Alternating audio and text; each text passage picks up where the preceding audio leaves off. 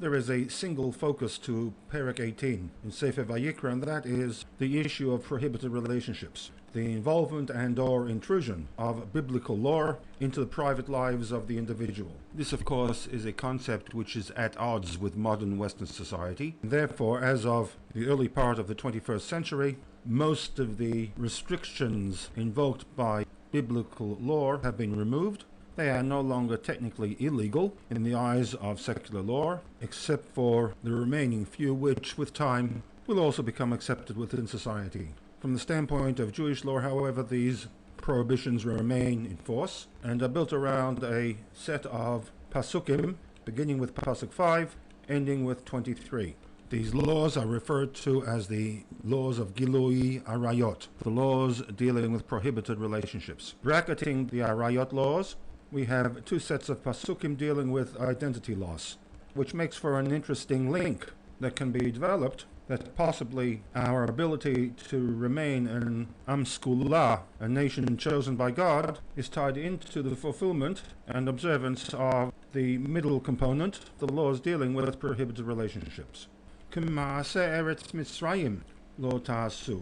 Whatever cultic practices you observed in Egypt are to be proscribed.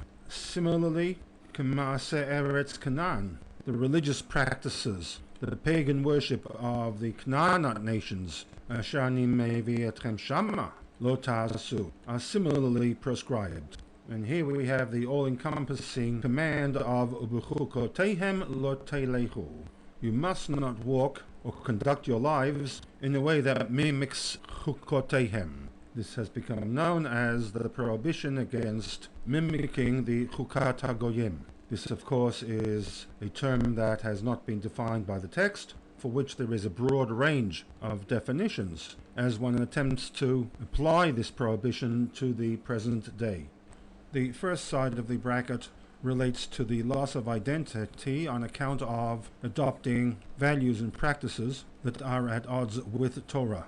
The second side of the bracket is also an identity loss that takes place when Bnei Yisrael is removed from its natural habitat, from its homeland. Adoption of a non-Jewish set of values that are in conflict with Torah values mandates that God reevaluate the right of his people to remain in Eretz Yisrael.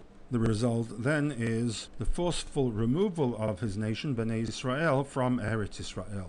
In the words of the Torah text, God demands an allegiance to the Arayot laws, so that lo taki haaretz etechem, the land will not spit you out, ka'asher ka'a et hagoya asher lifneichem, as the land spat out the Canaanite nations that inhabited Eretz Yisrael prior to your arrival. The first bracket is an identity loss by choice. The closing bracket is an identity loss that comes about not of their choosing.